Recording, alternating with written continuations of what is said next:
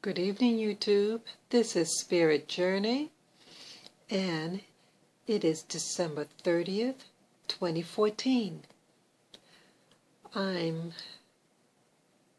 resting right now, and it's about 9:30 p.m. Earlier today, like a little over an hour ago, I was doing a video, and it accidentally cut itself off, and it advised that I delete some files in order to be able to tape any future videos. So that's what I did. Well, what I was saying in my last video, it was about,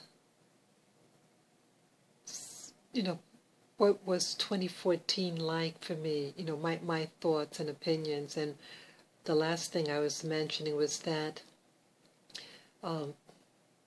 that blacks and other oppressed so-called minorities in the world,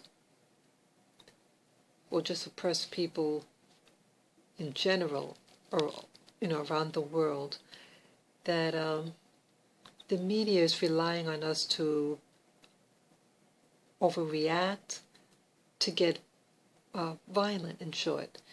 And this would give the media and authorities reason to arrest and to do things. For example, just recently in New York, a young man was upset about the killing of the man that, I forget his name. I apologize for forgetting the name, but he's the one that said, "I can't breathe, I can't breathe." It happened in Staten Island. And I saw for the first time in its entirety his execution, and he clearly says, "I can't breathe." And I just can't believe what I was watching. It was very horrific to know that he actually died from that attack. Even though there was no blood, but it was a grisly, violent, murder of an innocent man. And his hands, what I was watching, what I noticed, his hands weren't even in a fist. It was open, and he's like displaying, "Hey, I'm not here to harm you," And he died senselessly. So it's things like this that we all watched it, and an individual put in his own hands, drives to New York, and just killed, murdered 2 police officers. So when things like this happen, that he popped, the shooter, he popped, and he took matters in his own hands and killed 2 innocent cops. It was again another waste of life. We have, when things like that happen, the system could really go against us. Even though you have a valid concern, a murder of an unarmed man, the man from Staten Island, which is in New York City, we have to think clearly. Because what if it was like a manhunt? What if that guy didn't commit suicide? At least they say that he committed suicide after the shooting of the 2 police officers in Brooklyn. They could have done another manhunt and just start breaking into people's houses who they think, they're harboring him or something, and just really commit violence against any black person. Because again, as we see, what's the trend in the United States, I thought that he was armed, or my life felt threatened, and it gives them reason to continue doing violence against us. And that's what they're relying on. So for 2014, one of the lessons that I like to share with YouTubers is that we have to learn how to stay calm enough to really be not reactive, but give a wise response. Okay? We need to do this. Okay? That's essential. So this is part of the pattern that I see, that the media now is just showing all this gruesome thing and killings of black people. You know, even that young child, what was he, 12 years old, he's playing with a toy gun. And the police just shoot him dead. They're looking for reasons to kill black men. So we really have to be wise, because you don't want these SWAT teams to just come in. You know, it was just a couple of years ago, you know, to emphasize my point. A woman, what's that? I think it was a serial rapist in Queens, New York. And they took out a SWAT car. These men, you know, the men that are heavily armored and got the body vest, you know, the vest, bulletproof vest on. And they had their canine. Because their canine was barking near this house, they stormed into that house. It had an elderly, very old lady and a young girl. And the young woman was concerned for the mother's health. I think something, you know, she started to, you know, she had heart problems. But could you imagine you're sitting in your own home, minding your own business, and then a SWAT team comes to your house and trying to, you know, knock down your door? I would have been petrified. There are other neighborhoods that you know, rape occurs. It happens in every city. Unfortunate. But you know, it's never, you know, that, remember it was a young boy, he was about 8 years old. He's an Orthodox Jewish boy, and he's grisly murdered by another Jewish man, but not of the same denomination. And they were trying to track down the killer. They finally got the killer. But you notice the SWAT team didn't come into their neighborhoods and just break down doors. So I'm seeing a pattern. And this is where the next, you know, this part of this video is going to, you know, steer into the concept of, you know, seeing a pattern. The media is depicting events and is revealing a pattern of desensitizing death in the media for everyone to see, especially if it's a black person. And then how they use force against these people, and that it chooses to use certain force only in certain communities and not others. So as we see that, you know, you had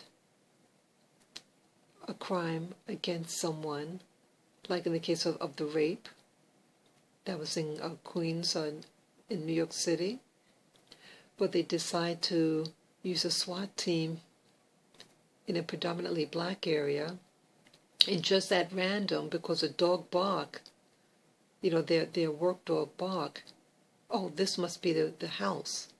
Maybe the person's hiding in here. A dog will bark at anything. Okay, and I have these dogs right here. They're not barking now, but they could bark. Anything could trigger a dog's barking. But in the case of the young Jewish boy who got murdered, and they had cut his body in pieces, this murderer. But yet, the SWAT team with the canine, and they didn't just go into any house. So we see here that it's a carte blanche of what you can do in black neighborhoods or poor ethnic neighborhoods. We have to be careful not to be reactive, but give wise response. I can't overemphasize that. So this is a must for 2015. We have to, be wise. And there were some other things that I wanted to talk about. Oh yes, with regarding to patterns. This year, in 2014, I started to really notice the patterns.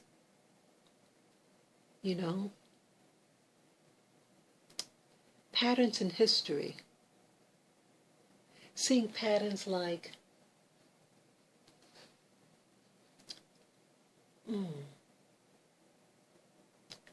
Christopher Columbus. Who was he? What did he do? And what was the outcome of his involvement?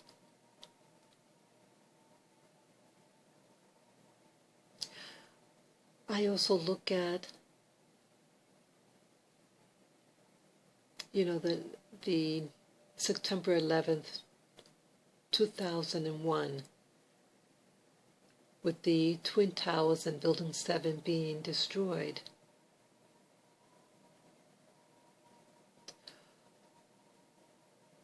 What was the common denominator there? Who was the primary leaseholder of that building? Who had prior knowledge? Or it appears like some type of some knowledge of an event. That was the first time it happening in history that I know of, especially in the United States. Who did they arrest in New Jersey that was dancing on a white truck, on top of a white truck? Who are these individuals? And what happened to them? What was the outcome for these individuals?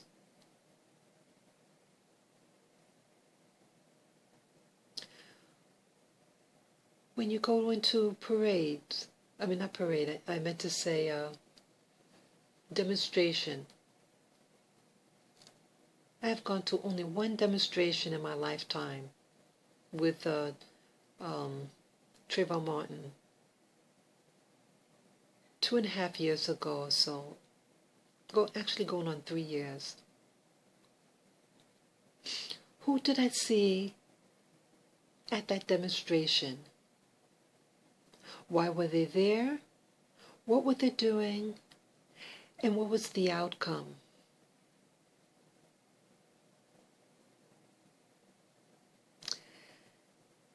Since you guys weren't there, I can only tell you what happened. People were, the cops all of a sudden got excited and it started to get physical. And at a particular moment, I feared for my life when I saw the cops were starting to aggression. And again, cops carry guns. And we already see what happens when they feel threatened. Okay? But the people who were there, that were, you don't know why they're there, they're just there. And they don't look like me or a lot of the other people at the Trayvon Martin demonstration. But they were there. And what was the outcome? A potential riot.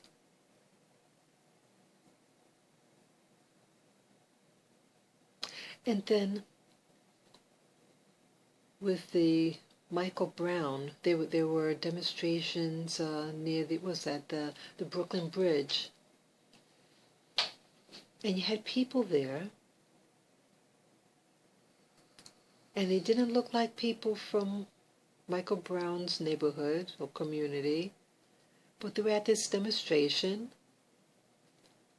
and then these individuals attacked a cop.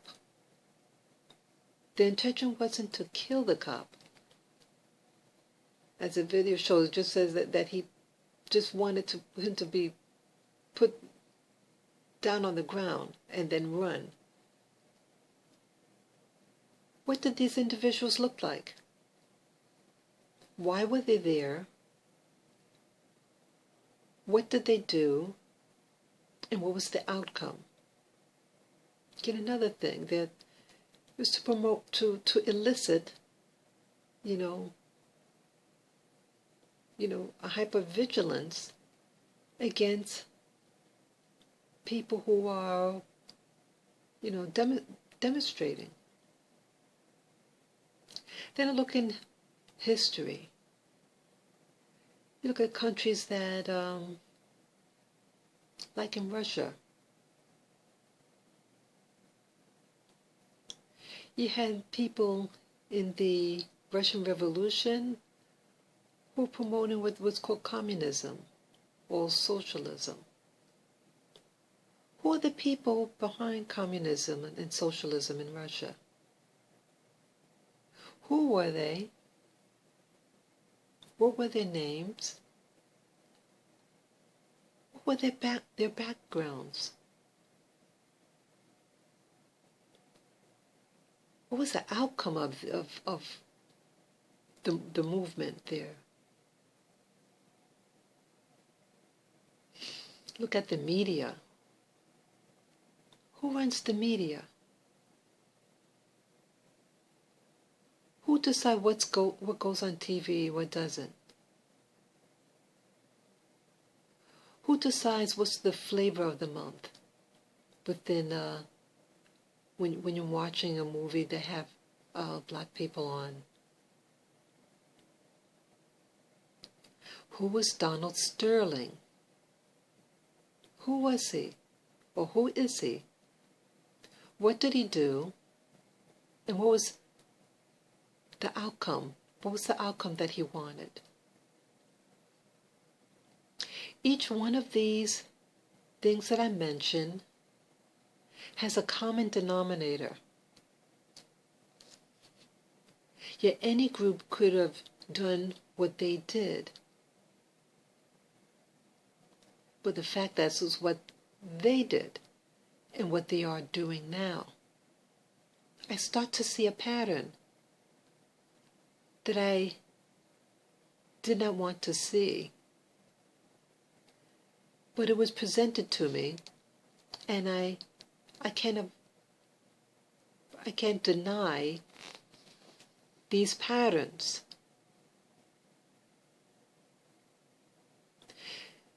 There are things that are going on in the media. And everything that we see is by design. Excuse me, I think I might have said David Sterling rather than Donald Sterling. If the guy that used to own the basketball team. Just in case if I said the wrong name, that's what I meant to say. Donald Sterling. There are things going on, and these individuals can think decades, centuries, millennium ahead of time.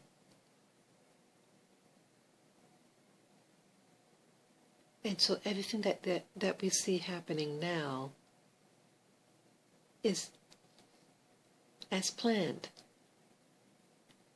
So this gives more reason for us to be very careful on what we do publicly and what we say. I'm seeing patterns that I didn't want to see, and I can't hide from those patterns. But I have to be very, very careful. So for 2015, I want us to be careful. I want us to be observant. I want us to document things that you see going on.